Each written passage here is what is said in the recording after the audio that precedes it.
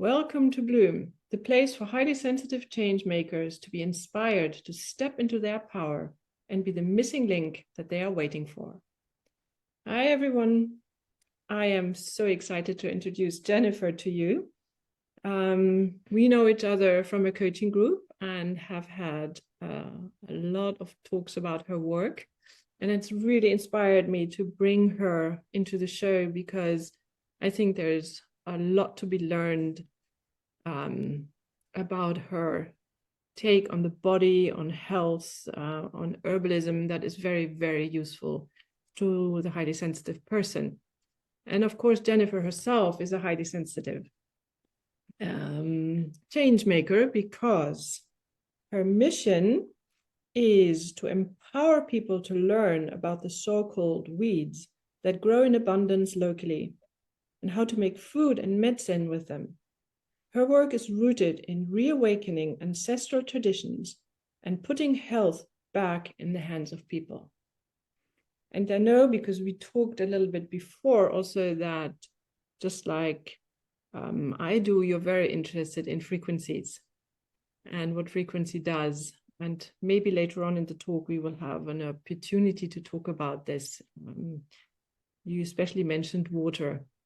And, you know, just like our body, plants are made up of water to a big percentage. So let's see whether that will come up in our discussion.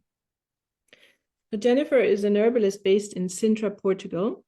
She grew up in the redwood forest of Northern California, and that has really, you know, shaped her because nature was all around, and it's a very empowering kind of nature. She spent many years traveling the world, learning about various ecosystems and medicinal plants through direct engagement with nature and local folk traditions. She studied Western alchemical tradition and lots more things. You will find that in the description because she has done so many things that it will take too long to mention all of that. But one thing that I would really like to mention is that she has a degree in anthropology, something we share, and a 15-year international teaching background in Kung Fu, Qigong, and Taoist meditation. So Jennifer, welcome. You bring such an interesting mix to this episode and to our discussion on HSP empowerment, really. So I'll pass the baton on to you. Please add anything, you know, that I forgot to mention. And I want to pass the baton on to you really with a quote from your homepage. The art of medicine has its roots in the heart, Paracelsus. And I think this is a really good point to start. Hello, thank you for having me. I can't think of anything more to add right now. Thank you for the nice intro.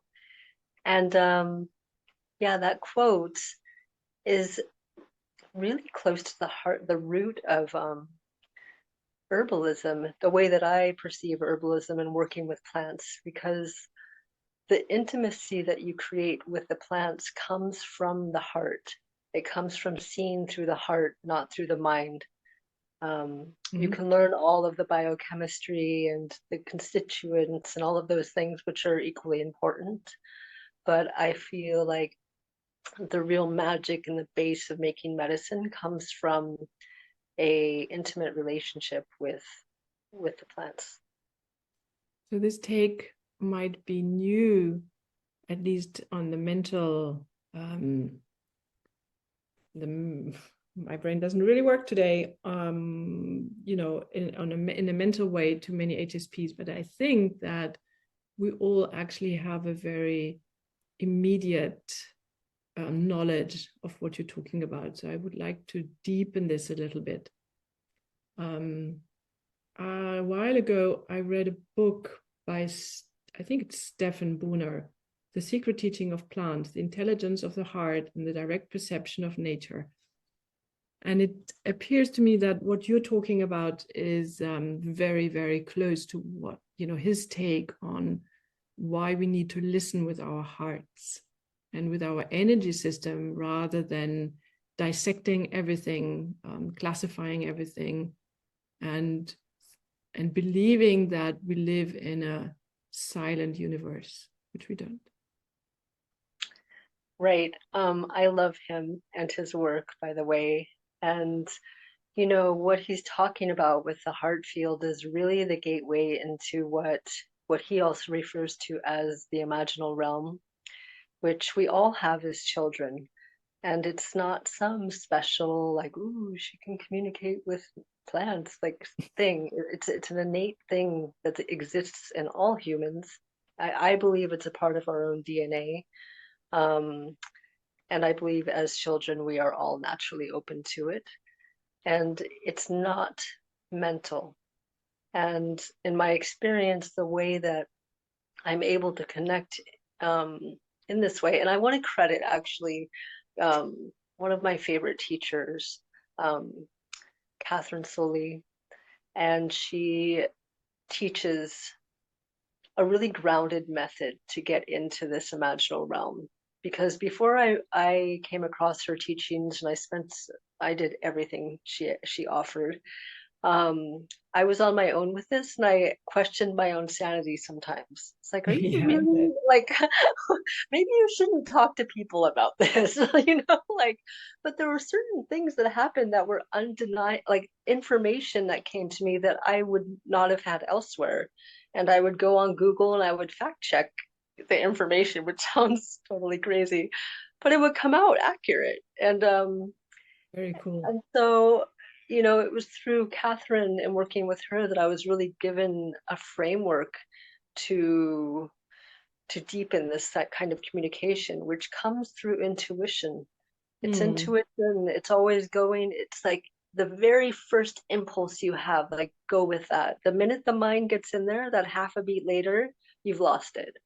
And as ludicrous as it may be, just go with it. Like you saw an image of, like, I don't know, a red balloon floating off of a cliff. I don't know, whatever it is. If it doesn't make sense, don't worry about it. It's not supposed to. It's not linear. It's the part of the mind. If we speak of the mind elements, as far as say you see something, it's associated with dreams and imagination. And I think we discredit imagination way too much. I think there's great value in exercising intuition and imagination and following that thread of your intuition, that little whisper. Like that to me is the way that's what guides me, is that little intuitive, heartfelt whisper. This is such an important point for highly sensitive people, because we hear those whispers, you know, each of us with their own gift, but we hear those whispers. And in our culture, as you say, that we are not trained in that. I just want to make a point here, you know, both of us being anthropologists, I think this is maybe important to mention, is that other cultures do have a framework for this. It's not like it's completely open, you know, go with anything that comes in that sense, but there are teachings around it. There is a framework. There is usually a teacher that guides you. You know, it's just a whole system. It's just based on non-linear thinking to a great degree. And grounding is a huge part of it, which is something that, you know, you can define grounding in many ways. And I think fact checking and checking back with teachers is a form of grounding. Yeah. Absolutely. So my question to you is, actually it's two questions. When did you, because you talk about that trusting that whisper, so there must have been a point where when you realize, I don't know if you had a word for it, because that, you know, word high sensitivity has not been around for that long, but there must have been a point where you decided to step out of this tradition that says that the universe is not alive. Yeah, I would love to talk about animism, your take on animistic herbalism here, and to say when was a point, if there was a point, to say, okay, I'm going to start trusting this, and And the second question really is, how much did the high sensitivity actually support you in this? Do you have a feeling that it actually makes you more competent, or it makes it easier for you to actually access that kind of non-linear world? Okay, so I actually had the luck of being raised by a mother who was a black sheep. She also practiced herbalism. She taught me to question everything. We didn't have a TV growing up. And she taught me to always follow my heart no matter what, over anything. So when I left home when I was 17, like I went out with like, how do I want to see the world? What do I want to learn? What do I want to explore? Let's listen. And I mean, that took me on my first international trip through Mexico by myself. And this was actually a dare to myself. I didn't know Spanish that well. I didn't really have even a travel book. I had a friend who had been there. And I told myself, I'm going to follow my intuition and see where it takes me. And it was one of these adventures, 2 months long, that when I left, and I got into situations where it was really tested, and I really, it was very grounding, because there was like a type of awareness you had to have. I mean, a young girl traveling through Mexico by herself, it's like 25 years ago, 30 years ago.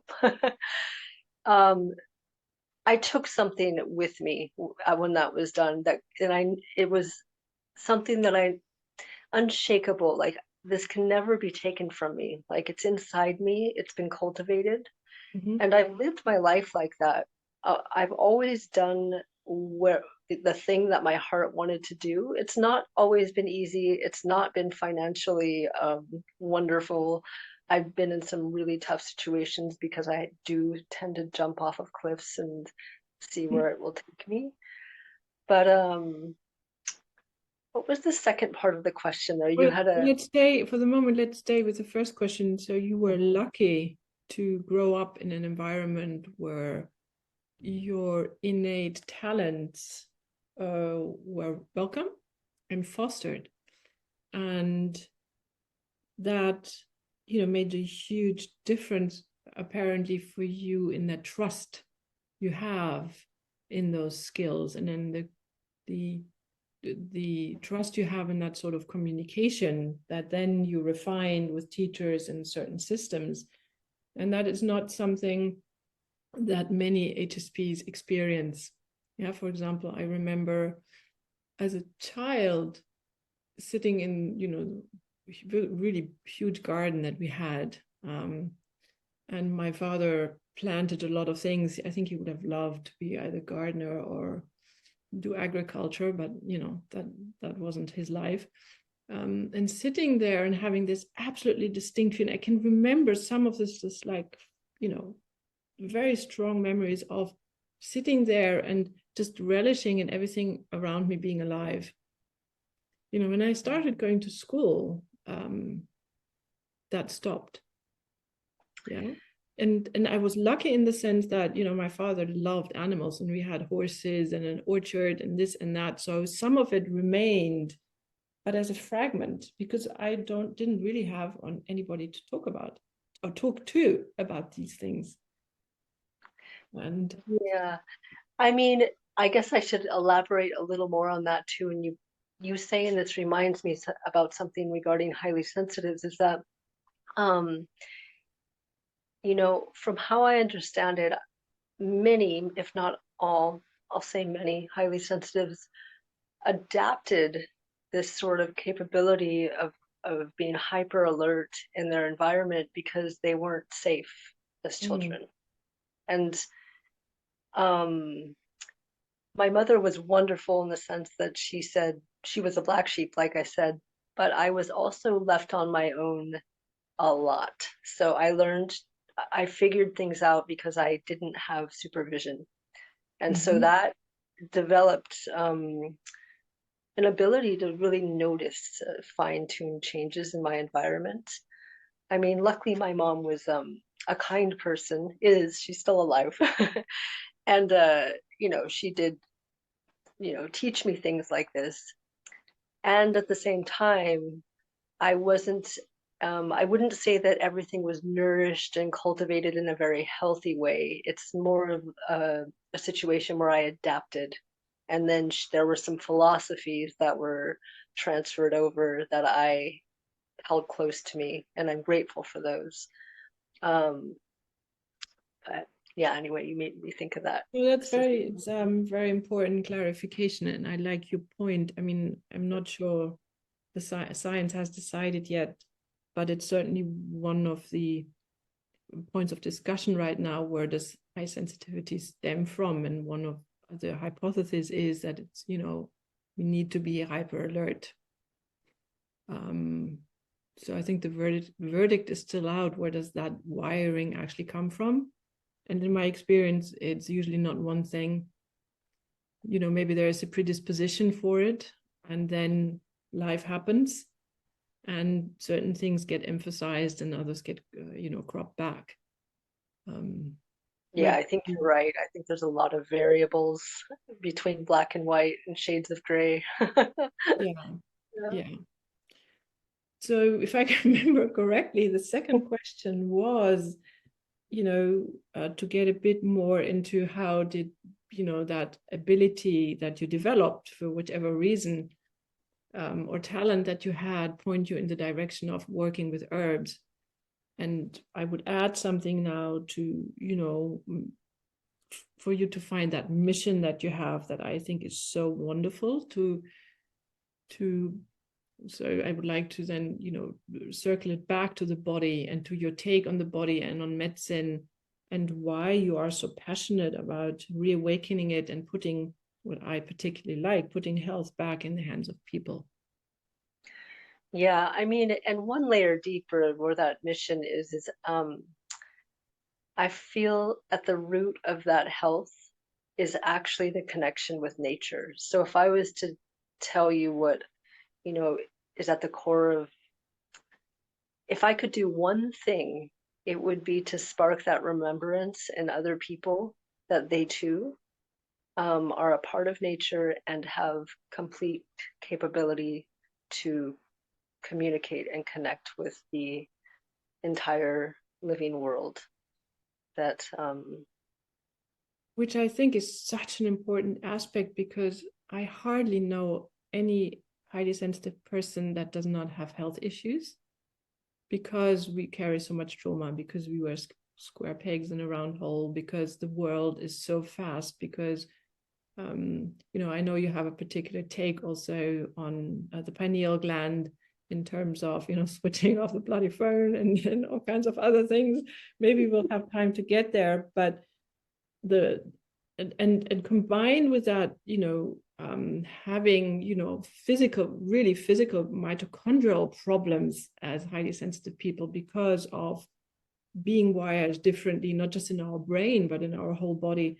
We tend not to react very well to, high doses of pharmaceuticals. So your take is maybe interesting to many highly sensitives, because it's much more in sync with, and we're back to frequency, to working with our wiring and about the particular necessities our body has, or things that it needs in order to heal.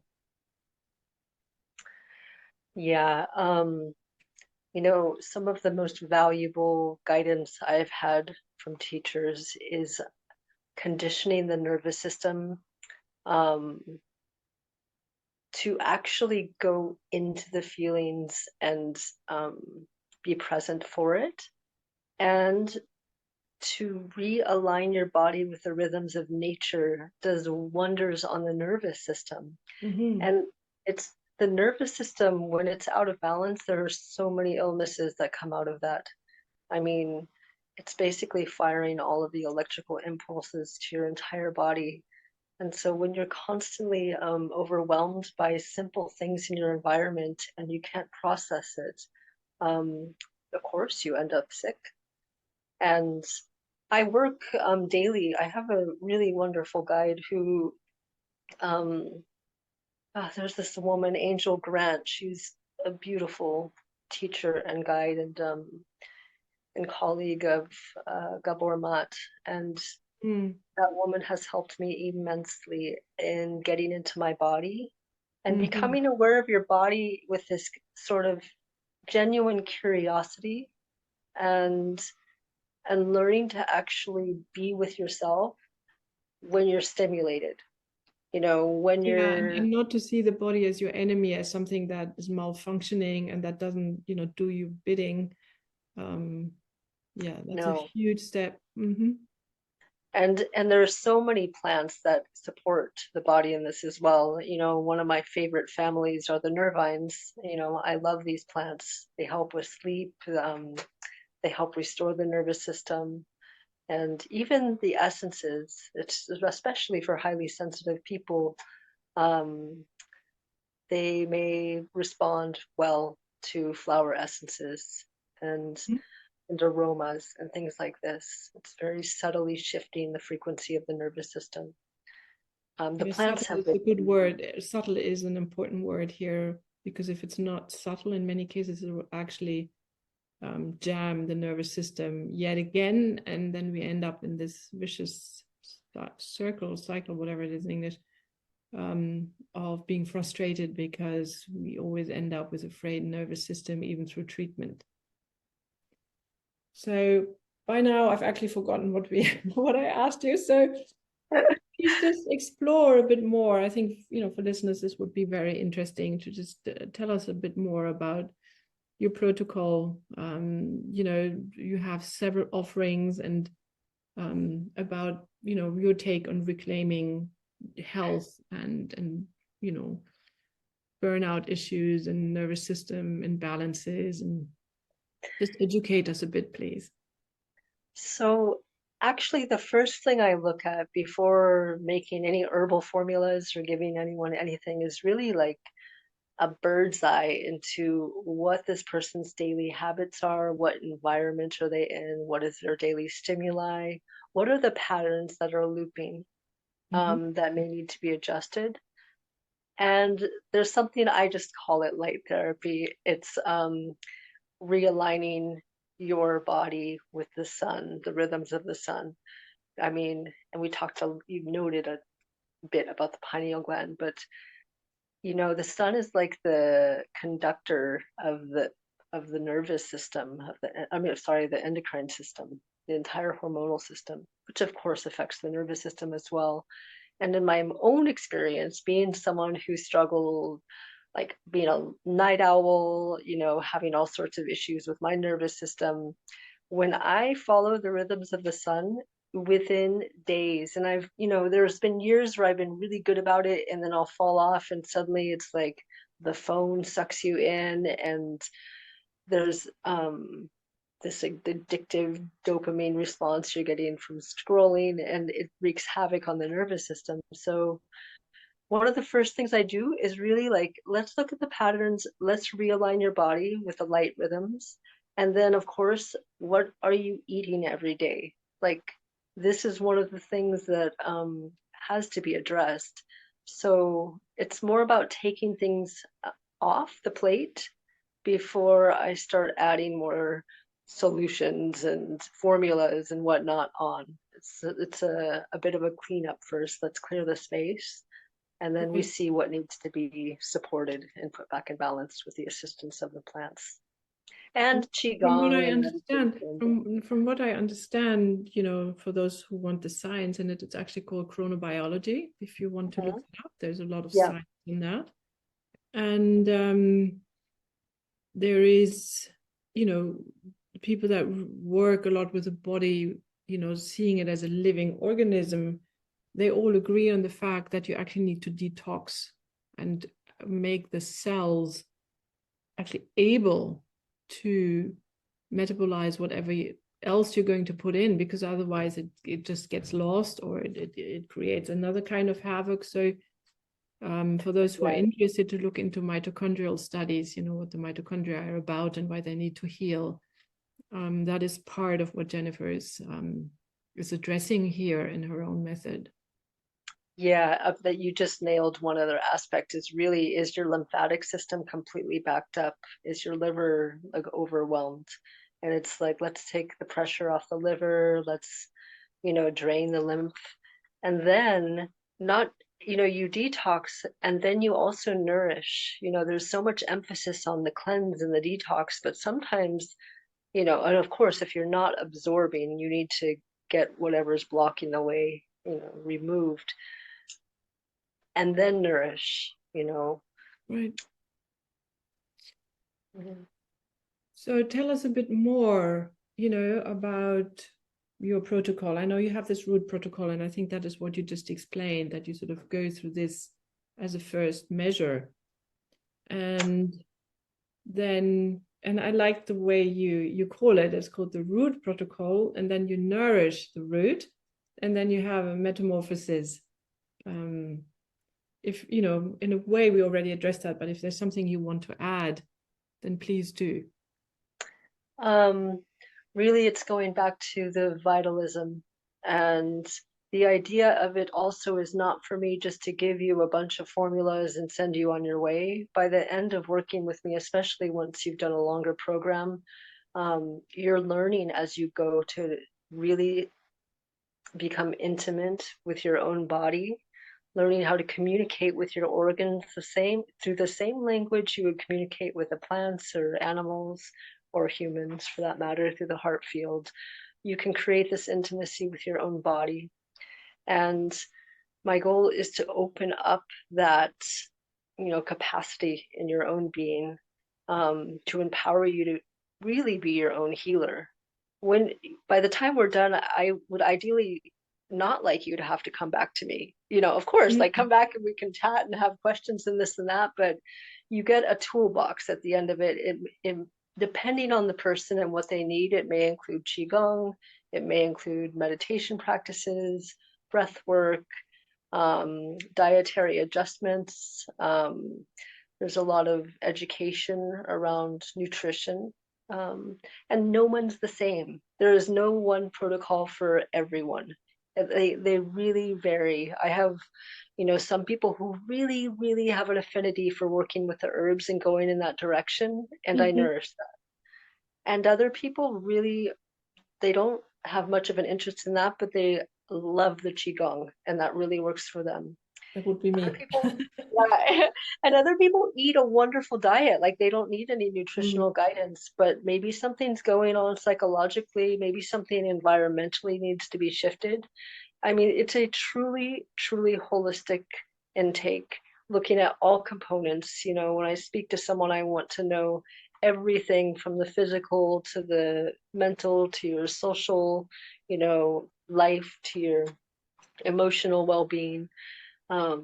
It's a So what you're telling me and what I hear, and that is, also a profound belief that I have, that that's where medicine should actually go. yes. That individuality that we all have, and to acknowledge that and to actually look at it in a holistic, integral ways. In a way, that's what I do in my work as well, to not just look at one level through one lens, because human beings are multifaceted, and whatever therapy, be it psychological or physical, if you actually even want to separate the two, is going to have to be holistic. And that's why I think that your work is so important. And another point that I would like to make is that sense of attunement to the own body that you mentioned, which I agree everybody can learn. But I would say that in highly sensitive people, for whichever reason, this is even stronger. And in many cases, it actually turns into, oh, what's wrong with my body? Or I can feel something shifting there and I'm scared. And what you're actually addressing is to reverse engineer that and say, hey, look, this is a gift and you can actually use it for something wonderful. Yes. So I love that. I really love that, Jennifer. We're going to have to close soon. So I have two questions. We had actually in our chat before, we wanted to define the term animistic and vitalistic, because that is part of, what you call your work, Vitalist herbalism, or I remember at some point it was animistic herbalism. Can you just give us a little bit of a definition, because I think it's a wonderful container of your work? So yeah, it's both, but Vitalist herbalism is the name. I study with Sage Popham, that is the name of the course and curriculum. It's Vitalist herbalism, and really what vitalism means is going with the vital force of the body in congruence with the vital force of nature. For example, a fever, you never suppress a fever unless it's of life-threatening, levels. Maybe it's 106, okay, maybe you do something different. But that fever is the body's vital force to literally burn up a bacteria or a virus that's in your body and causing a threat. And when you suppress that, you're basically like not letting the body do its job to take care of you, and you end up getting sick longer. This is one little example of, so, with herbalism, you would take herbs to help the fever, to help the body sweat, to support the process so it's more efficient and you're working hand in hand with the body. That's how vitalism works in philosophy. And yeah, and I want to credit my teacher, Sage Popham, because he's like had a huge impact on my life and taught me so much. So that's where that's from. And animism is, it's an anthropological term originally to understand people who were talking to plants and animals and rocks on all sorts of things. And it is the recognition that all life is sentient and has consciousness, whether it speaks a verbal language or not. It's what we're talking about. It's a felt sense of consciousness that we perceive through a different lens, not through the lens of the mind, but through the lens of the heart and intuition. And so when I say animistic herbalism, I'm saying that that is the perspective and the way that I relate to the plants when I work with them. And that I believe that the medicine is much stronger when you're in communication with the plants and using your intuition when formulating, when harvesting in alignment with nature and the seasons and the cycles of the moon and the planets. And there's entire systems that are all working in this beautiful symphony. And when you work with the symphony, which is also vitalism, you end up with really potent, effective medicine. And not to mention, it's an entire lifestyle that for me has been absolutely life-changing. Yeah, and I think it can be life-changing, for others as well. And that's why I think that your mission is so important. And I wanted to have you on the show. And this sense of being part of something and that felt sense of consciousness being all around us, I think is one of the things that comes out of being wired differently as a highly sensitive person. And it is something that in many cases, when we're younger, we're being told that we're woo-woo, that there's something wrong with us in our culture. And so listen up, everybody. Here is somebody who's telling you that that is perfectly normal, that that's the way the world is actually structured, and that is, it is, it's not a form of insanity if you believe that we live in an animated world, in a world that is alive, that things around us are alive. So it's not a trick of our broken nervous system. Yeah, there might be cases where the nervous system is under such duress that it's actually producing something that does not exist. I don't want to exclude that, but that felt sense of consciousness being all around, if you have that, treasure it. It's a wonderful thing. Yeah, you also reminded me right there, just want to say really quick, there is an art to honing the difference between your mind speaking and thinking you're talking to a plant, or your fear. Mm-hmm. A good indicator is if you're thinking that a plant is being mean to you or judging you or something like that, you're actually making things up in your mind. And there's an art to really tuning in and feeling the difference between the mind and the intuition. And it takes time and practice. to trust your intuition, you know. Yeah, but it's so much, listen up, guys, for us, it's so much easier. Yes. Takes Thank a lot goodness. That's the less gift. effort once you start trusting it. Yeah. Right. So my last question is always, is there something you would like to add that I forgot to ask, that I didn't mention? Is there anything? No, I was just thinking a little quick example about what you were just talking about, how you know, there's a really great book called The Cosmic Serpent by Jeremy Narby, another anthropologist. And when he was with some of the tribes in South America, I believe, you know, one of the questions was, how did you figure out which plants to mix with other plants out of these thousands of species to make this amazing medicine? And they were using some of their remedies for pharmaceutical research and things like this. And they would always answer, like, really, like, what do you mean? The plant told me, of course. Like, what a silly question. And he, as an anthropologist, was thinking, how do I present this, you know, to the Western panel of scientists, Right. you know? Right. And the thing is you can't deny it. It's statistically improbable out of all of these different selections of plants to have known which ones to mix with what and what it would do to help you. And if you ask cultures across the world, including our own European roots, the Celtic ancestry, the Druidry, and so on, they'll tell you the same thing. It's through direct, intuitive, heartfelt communication. Yeah, I think that's just a wonderful closing remark, especially the last couple of words. I want to emphasize again this heartfelt connection, the connection through our heart field, which is something that, in my experience, all HSPs crave. And we get sick if we try and live to the rules.